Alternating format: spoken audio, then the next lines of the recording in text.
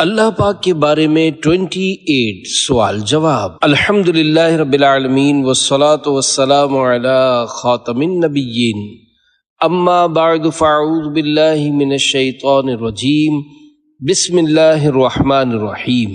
امیر اہل سنت دامت برکاتہم العالیہ کے ملفوظات کا تحریری گلدستہ، اللہ پاک کے بارے میں 28 سوال جواب۔ دعائے خلیفہ امیر اہل سنت۔ یا رب المصطفیٰ، جو کوئی 14 صفحات کا رسالہ اللہ پاک کے بارے میں 28 سوال جواب پڑھ یا سن لے، اسے اپنی محبت عطا فرما اور اس کی ماں باپ اور اولاد سمیت بے حساب بخشش فرما، آمین بجاہ خاتم النبیین صلی اللہ علیہ وآلہ وسلم۔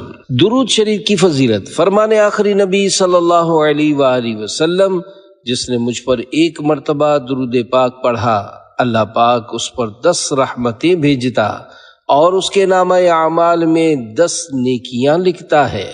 صلو علی الحبیب صلی اللہ علی محمد۔ سوال: آج کل گونگے بہروں کو تربیت دینے والے اللہ کا اشارہ آسمان کی طرف انگلی اٹھوا کر سکھاتے ہیں، یہ کہاں تک درست ہے؟ جواب: یہ طریقہ قطعاً غلط ہے۔ ان بیچاروں کے ذہن میں یہی نظریات بیٹھ جاتے ہوں گے کہ اللہ پاک اوپر ہے یا اوپر اس کا مکان ہے جس میں وہ رہتا ہے۔ یہ دونوں باتیں کفر ہیں۔ اللہ پاک جہت یعنی سمت سے بھی پاک ہے اور مکان سے بھی۔ آسمان کی طرف اشارہ کرنے کے بجائے ان کو ہاتھ کے ذریعے لفظ اللہ بنانا سکھانا چاہیے، اور اس کا طریقہ نہایت ہی آسان ہے۔ سیدھے ہاتھ کی انگلیاں معمولی سی کشادہ کر کے انگوٹھے کا سرا اوپر کی طرف تھوڑا سا بڑھا کر شہادت کی انگلی کے پہلو کے وسط میں لگا لیجئے۔ اب سیدھی ہتھیلی کی پشت کی طرف دیکھیے تو لفظ اللہ محسوس ہوگا۔ اسی طرح کر کے الٹے ہاتھ کی ہتھیلی کی اگلی طرف دیکھیں گے تو اللہ لکھا ہوا نظر آئے گا۔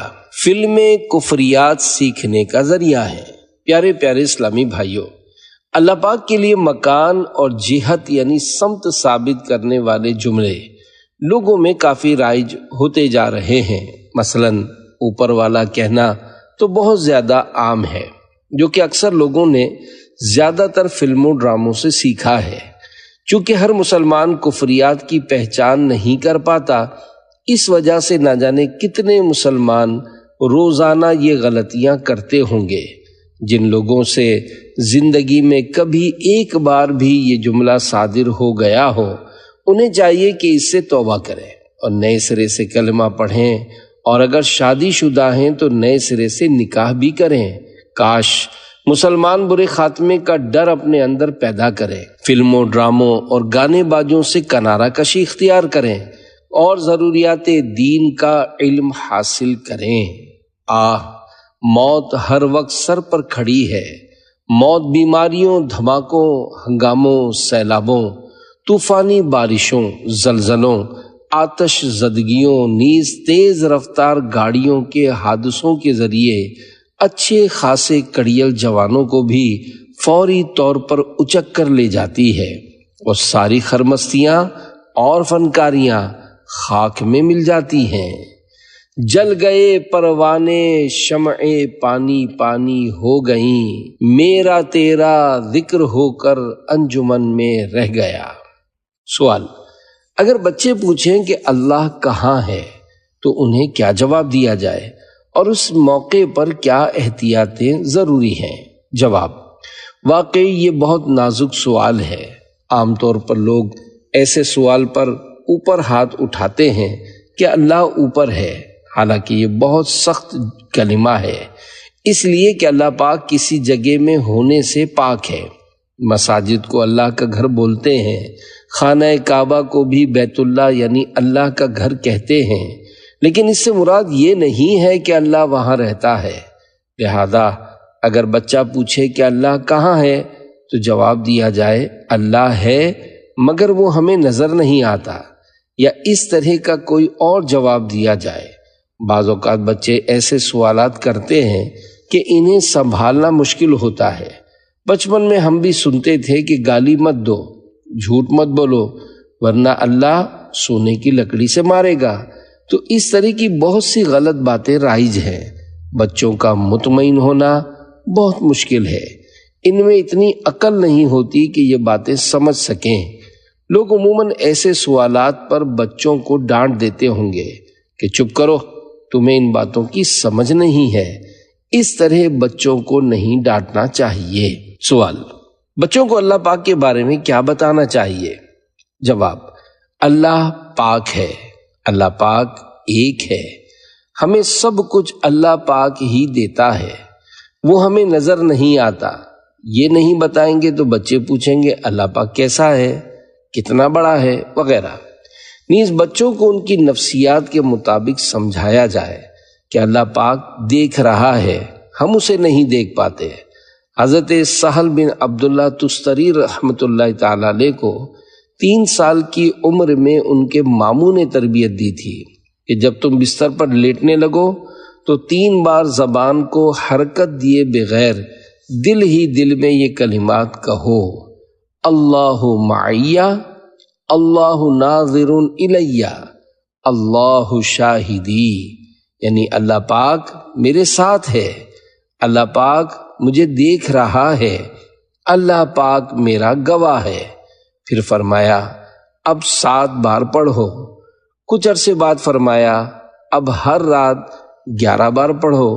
یہ پڑھتے رہے اور بعد میں حضرت سہل بن عبداللہ تستری رحمۃ اللہ تعالی علیہ نے اٹھان لی تو بہت بڑے ولی اللہ بن کر ابھرے۔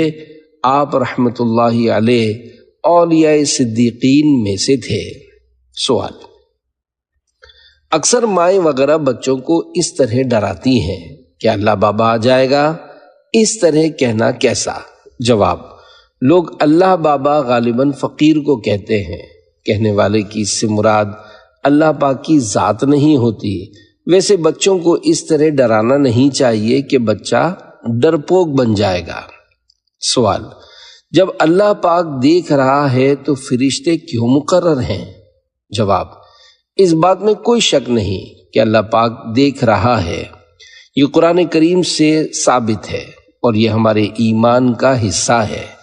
اگر کوئی یہ ذہن بنائے کہ اللہ پاک نہیں دیکھ رہا تو وہ مسلمان نہیں رہے گا۔ فرشتوں کو مقرر کرنا یہ اللہ پاک کی مشیت یعنی مرضی ہے کہ نظام ایسے چل رہا ہے۔ اللہ پاک فرشتوں کا ہرگز محتاج نہیں ہے۔ فرشتوں کا لکھنا یہ بھی ایک کسوٹی یعنی امتحان ہے کہ کتنے لوگوں کا اس کے ذریعے ایمان پختہ ہوتا ہوگا اور کئی لوگوں کا ایمان برباد بھی ہوتا ہوگا۔ تو ہر معاملے میں کسوٹیاں یعنی امتحانات ہیں۔ اللہ پاک کو ہمیشہ سے خبر ہے۔ اگر فرشتے اعمال نہ بھی لکھیں تب بھی اللہ پاک کو پتہ ہے۔ فرشتے تو اس وقت لکھیں گے جب انہیں پتہ چلے گا کہ یہ عمل ہوا ہے، لیکن اللہ پاک کو تو ہمیشہ سے خبر ہے کہ کون کیا کرے گا۔ اربوں کھربوں افراد کا اور تمام معاملات کا ہر پل، بلکہ پل کے کروڑویں حصے کا بھی، بلکہ میرے پاس بولنے کے لیے الفاظ نہیں ہیں، لیکن میرے رب کو وہ سب کچھ پتہ ہے۔ تھوڑی دیر کے بعد میرا کیا ہوگا، میرے ذہن میں کیا بات آئے گی، میں نے کیا بولنا ہے، مجھ سے پہلے، فرشتوں سے پہلے اللہ پاک کو پتہ ہے۔ سوال: اللہ پاک کی ذات کے متعلق اس طرح کے وساوس پہلے نہیں پائے جاتے تھے، لیکن اب ایسے ذہن بنتے جا رہے ہیں، تو اس کی عمومی وجوہات کیا ہو سکتی ہیں؟ جواب: اللہ پاک کی ذات کے متعلق وساوس آنے کا سبب علم دین کی کمی، عاشقان رسول کی صحبت کا نہ ہونا ہے۔ سوشل میڈیا کا کردار بھی ہو سکتا ہے کہ ایسی سوچ رکھنے والے دہریوں اور منکرین کی تحریریں پڑھنے، ان کی تقریریں اور کلپ سننے دیکھنے سے بھی ذہن برباد ہوتا ہوگا۔ سوشل میڈیا استعمال کرنے والے صرف دعوت اسلامی کے سوشل میڈیا کو جوائن کریں اور ان کے ویڈیو کلپس اور تحریرات سے فائدہ اٹھائیں۔ اللہ پاک کے کرم سے اس طرح کے وساوس ذہن میں نہیں آئیں گے۔ سوال: کسی بستی کو خدا کی بستی کہنا کیسا ہے؟ جواب: کوئی حرج نہیں ہے، کیونکہ ہر چیز اللہ پاک کی ہے۔ چنانچہ قرآن پاک میں ہے للہ ما فی السماوات و ما فی الارض، پارہ 3 سورہ بقرہ آیت 284، ترجمہ کنز الایمان، اللہ ہی کا ہے جو کچھ آسمانوں میں ہے اور جو کچھ زمین میں ہے۔ تو مسجد کو بھی بیت اللہ کہتے ہیں، اسی طرح بستی بھی حقیقت میں اللہ پاک کی ہی ہے، بلکہ ساری بستیاں اللہ پاک کی ہیں۔ اگر خدا کی بستی نام رکھ دیا تو اس میں کوئی حرج نہیں۔ سوال: اللہ پاک بے پرواہ بادشاہ ہے، ایسا کہنا کیسا؟ جواب: شرعاً اس میں کوئی حرج نہیں، کیونکہ لفظ بے پرواہ جب اللہ پاک کے لیے بولا جائے گا تو معنی ہوگا اسے کسی کی حاجت نہیں، نہ وہ کسی سے ڈرتا ہے، نہ اسے کسی کی ضرورت ہے، وہ بے پرواہ بادشاہ ہے۔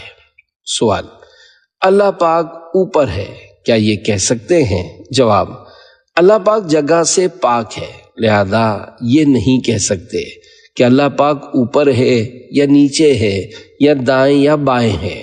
بعض لوگ بولتے ہیں کہ اللہ پاک آسمان پر رہتا ہے، اور کوئی بولتا ہے کہ عرش پر رہتا ہے، حالانکہ اللہ پاک کے لیے کوئی مکان یعنی ٹھہرنے، قیام کرنے اور رکنے کی جگہ ہو، ایسا کوئی معاملہ نہیں۔ اللہ پاک کا کوئی بدن نہیں اور وہ جسم و جسمانیت سے پاک ہے۔ یہ کہنا کہ اللہ پاک اوپر ہے، اسے علماء نے کفر لکھا ہے۔ اللہ پاک کی ذات کے تعلق سے اس طرح کے مسائل سمجھنے کے لیے دعوت اسلامی کے مکتبۃ المدینہ کی کتاب کفریہ کلمات کے بارے میں سوال جواب کا مطالعہ کیجیے۔ انشاءاللہ آپ کا ایمان تازہ ہو جائے گا اور آپ کو سینکڑوں نہیں بلکہ ہزاروں ایسے کفریات کا پتہ چل جائے گا جو آج کل لوگوں میں رائج ہیں۔ سوال: اگر عدم توجہ سے اللہ پاک کے بارے میں منفی کلمات نکل جائیں تو کیا ایمان ضائع ہو جاتا ہے؟ جواب: عدم توجہ کے کئی معنی ہو سکتے ہیں، یہاں معنی واضح نہیں۔ اگر کہنا کچھ چاہتا تھا اور سبقت لسانی سے منہ سے بے اختیار کلمہ کفر نکل گیا، مگر اب یہ اس میں پچ کرتا ہے، یعنی اپنے منہ سے نکلی ہوئی بات پر اڑا رہتا ہے کہ میں نے صحیح کہا ہے، تو اب اس پر کفر کا حکم لگے گا کہ یہ اسے باقی رکھ رہا ہے۔ اس کی مثال دیتے ہوئے بھی نعوذ باللہ ڈر لگتا ہے۔ بہرحال اگر کسی مسلمان کے منہ سے نہ چاہتے ہوئے اللہ پاک کے بارے میں کوئی توہین آمیز کلمہ نکل جائے تو یہ فوراً استغفر اللہ، توبہ توبہ، نہیں وغیرہ کہے گا، لہذا رجوع کرنے کی صورت میں اس پر کوئی حکم نہیں لگے گا۔ سوال: اللہ پاک کو ستم یعنی ظلم کرنے والا کہنا کیسا ہے؟ جواب: اللہ پاک کو ستم کرنے والا کہنا کھلا کفر ہے، اور یہ کہنے والا کافر ہو جائے گا۔ ستم کے معنی ظلم کے ہیں، جبکہ اللہ پاک ظلم نہیں کرتا اور وہ ظلم کرنے سے پاک ہے۔ کفریہ کلمات کے بارے میں سوال جواب نامی کتاب پڑھیں کہ اس میں اس طرح کے بہت سے کفریہ کلمات کی مثالیں دی گئی ہیں، اور یہ بیان کیا گیا ہے کہ کون سی ایسی باتیں ہیں کہ جنہیں بولنے کے سبب بندہ اسلام سے خارج ہو جاتا ہے اور اس کا نکاح ٹوٹ جاتا ہے۔ یاد رکھیے، کفریہ کلمات کے بارے میں علم حاصل کرنا فرض ہے۔ آج کل لوگوں کو کفریہ کلمات کے بارے میں علم نہیں ہوتا، جس کی وجہ سے وہ کفریہ کلمات بولتے رہتے ہیں، اور جو نہیں بولتے وہ سن کر ہاں میں ہاں ملاتے ہیں۔ اگر سامنے والا کھلا کفر بول رہا ہو تو اس صورت میں اگر سننے والا سمجھ کر ہاں میں ہاں کرے گا تو وہ بھی کافر ہو جائے گا۔ سوال: اللہ پاک کے بارے میں ایک مسلمان کا جو عقیدہ ہونا چاہیے، اس کی معلومات نہ ہونے کی وجہ سے کسی نے یہ جملہ میری قسمت میں شاید اللہ پاک کچھ لکھنا ہی بھول گیا ہے کہا ہو تو پھر کیا حکم ہے؟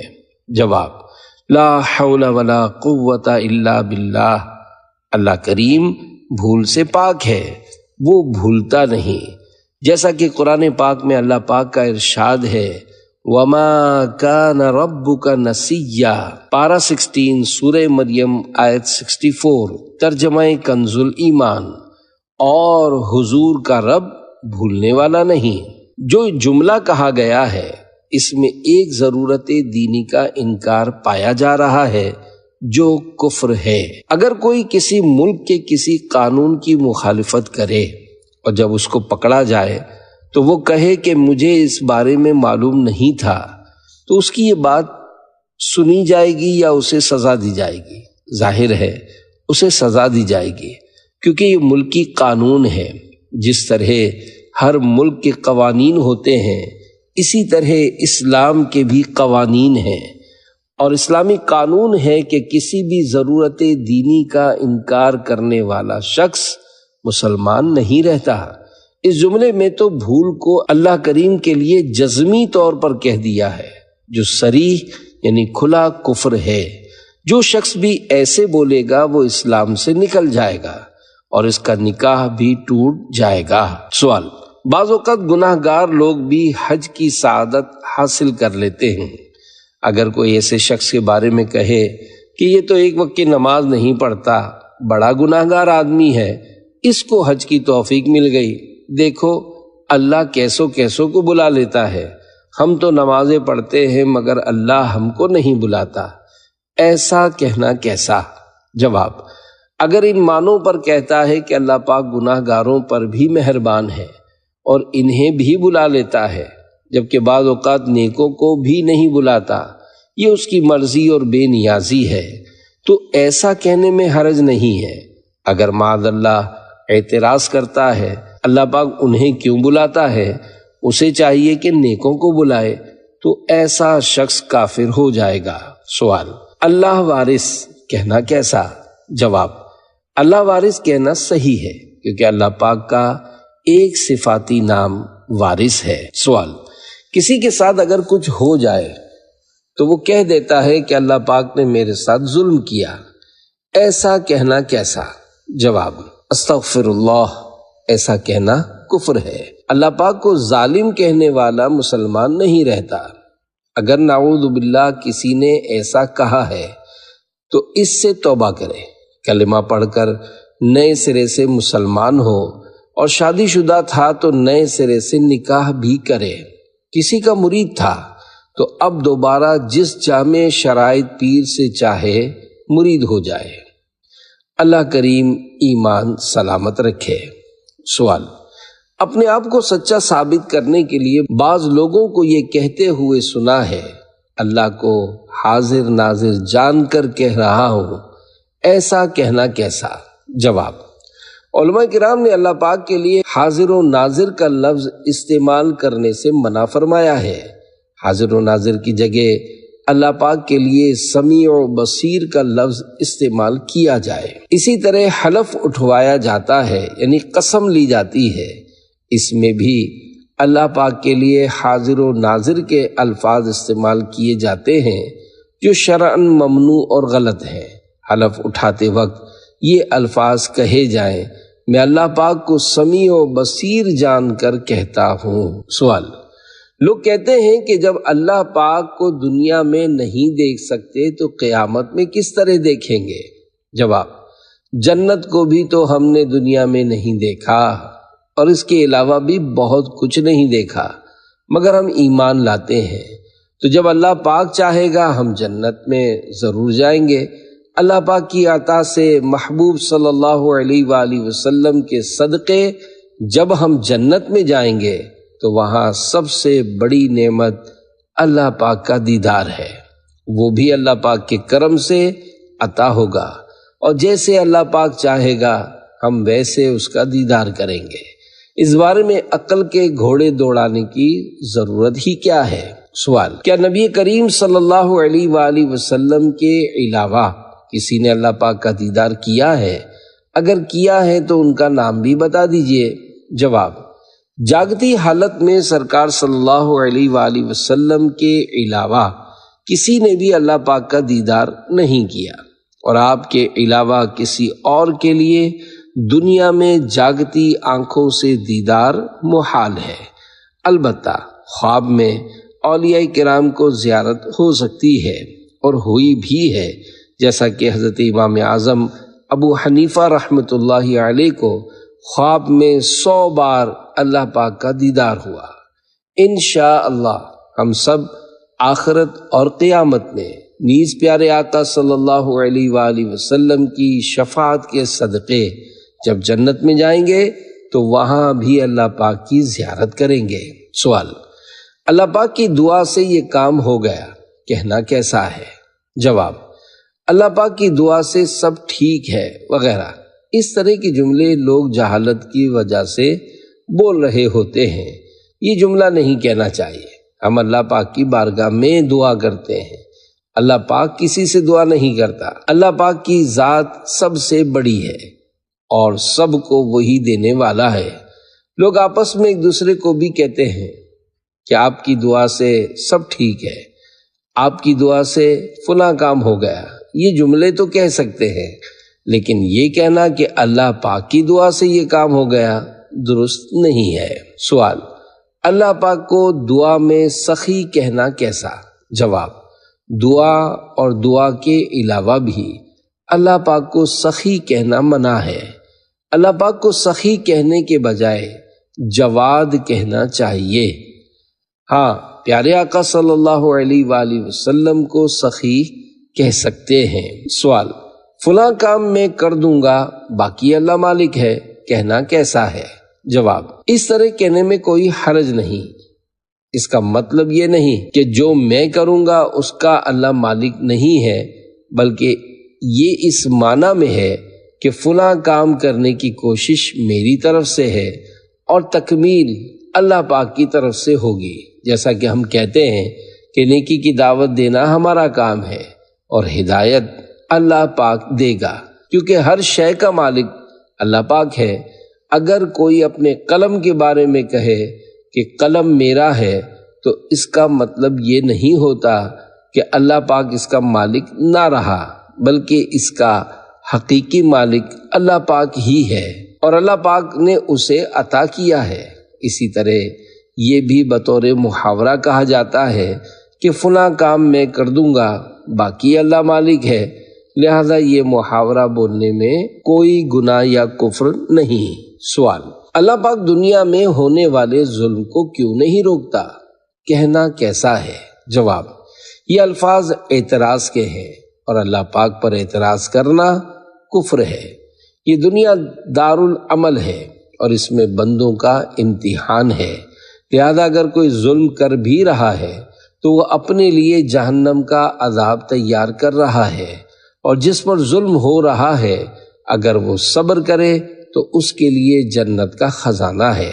دنیا کے نظام میں اللہ پاک کی بے شمار حکمتیں ہوتی ہیں، اس لیے اللہ پاک نے جو بھی کیا وہ صحیح کیا اور اس پر اعتراض کی کوئی گنجائش بلکہ اعتراض کا تصور بھی نہیں ہے۔ سوال: کسی نے کہا بھائی اتنی نیکیاں بھی نہ کرو کہ خدا کی جزا کم پڑ جائے، ایسا کہنا کیسا ہے؟ جواب: لا حول ولا قوت الا باللہ، یہ کھلا کفر ہے۔ کسی نے اگرچہ یہ جملہ مذاق میں بولا ہوگا، لیکن مذاق میں بولا گیا کفر بھی کفر ہی ہوتا ہے۔ توبہ استغفر اللہ، ایسا سوچنا بھی نہیں چاہیے اور مسلمان ایسا سوچ بھی نہیں سکتا۔ یقیناً یہ بری صحبتوں اور فلمی ڈائلاگ سننے کا نتیجہ ہے، ان میں اس طرح کی باتیں ہوتی ہوں گی۔ اللہ پاک کرم فرمائے اور ہمارا ایمان سلامت رکھے۔ سوال: اللہ پاک سب کچھ سنتا جانتا ہے، بعض لوگ پھر بھی یہ جملہ کہتے ہیں آپ دعا فرمائیں کہ اللہ پاک میری سن لے یا میری دعا قبول کر لے، ایسا کہنا کیسا؟ جواب: اللہ پاک کا ایک صفاتی نام سمیع بھی ہے۔ سمیع کا معنی ہے سننے والا۔ یاد رہے اللہ پاک کا سننا ہمارے سننے کی طرح نہیں ہے۔ ہم لوگ سننے کے لیے جسمانی کان کے محتاج ہیں، لیکن اللہ پاک کان سے پاک ہے، وہ ہماری طرح جسم و جسمانیت والا نہیں ہے۔ اگر کوئی اللہ پاک کا جسمانی کان مانے تو وہ کافر ہو جائے گا۔ اللہ پاک اپنی شان کے لائق سنتا ہے اور باریک سے باریک آواز بھی سنتا ہے، کوئی آواز اس سے پوشیدہ نہیں ہے، لہذا یوں دعا کر سکتے ہیں، اے اللہ پاک میری دعا قبول فرما لے۔ سوال: اللہ پاک کو گاڈ کہنا کیسا ہے؟ جواب: اللہ پاک کے لیے گاڈ جیسے الفاظ استعمال کرنے سے بچنا چاہیے۔ اللہ پاک کے جو مبارک نام مشہور ہیں اور جن ناموں سے عاشقان رسول علماء کرام اللہ پاک کا ذکر خیر کرتے ہیں، ہم نے صرف وہی نام استعمال کرنے ہیں اور گاڈ وغیرہ الفاظ استعمال کرنے سے بچنا ہے۔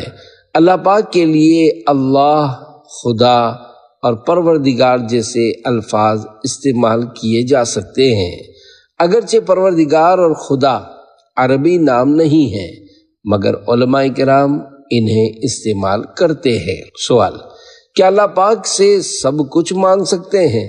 جواب: جی ہاں، تمام جائز چیزیں اللہ پاک سے مانگ سکتے ہیں، البتہ گناہوں کی دعا نہیں کر سکتے، جیسے نعوذ باللہ یہ دعا نہیں کر سکتے کہ مجھے شراب دے دے۔ سوال: گھر میں جوان موت ہو جائے تو بعض اوقات بے صبری میں زبان سے ایسے الفاظ نکل جاتے ہیں جو نہیں نکلنے چاہیے، اس کے متعلق کچھ ارشاد فرما دیجئے۔ یہ سوال شعبہ ملفوظات امیر اہل سنت نے قائم کیا ہے اور جواب امیر اہل سنت دامت برکاتہم العالیہ نے عنایت فرمایا ہے۔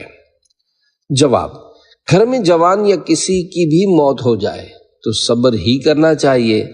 اس موقع پر بعض اوقات زبان سے ایسے الفاظ نکل جاتے ہیں جو نہیں نکلنے چاہیے، بعض اوقات تو وہ جملے کفریہ بھی ہوتے ہیں۔ مثلا بعض لوگ یوں کہتے ہیں کہ اس کی مرنے کی کوئی عمر تھی، بعض لوگ کہتے ہوں گے یا اللہ تجھے اس کی جوانی پر بھی ترس نہیں آیا، نعوذ باللہ۔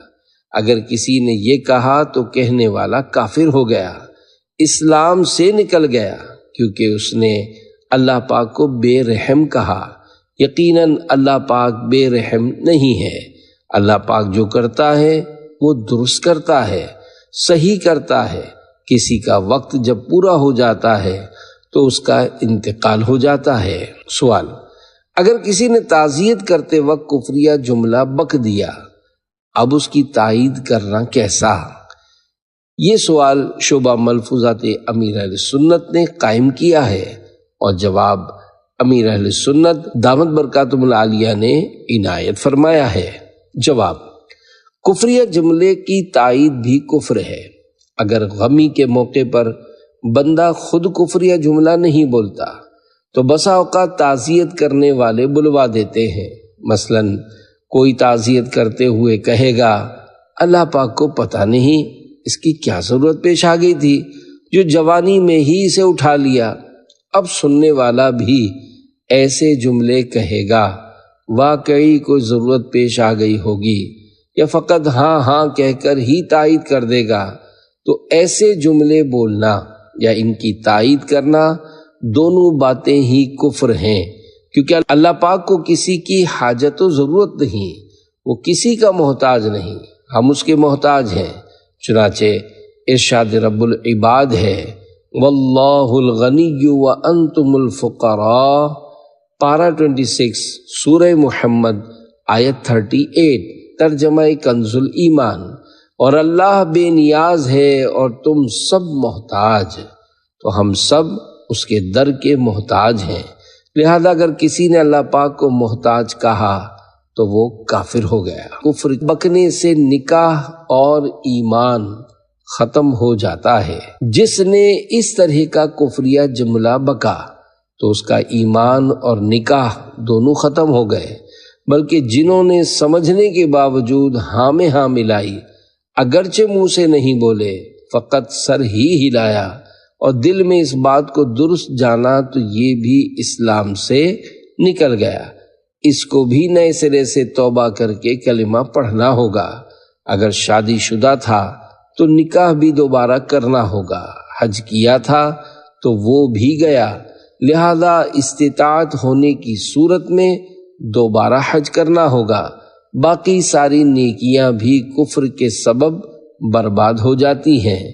اگر زمانہ اسلام کی قضا نمازیں باقی تھیں تو وہ ایمان لانے کے بعد ادا کرنی ہوں گی۔ صلو علی الحبیب صلی اللہ علی محمد۔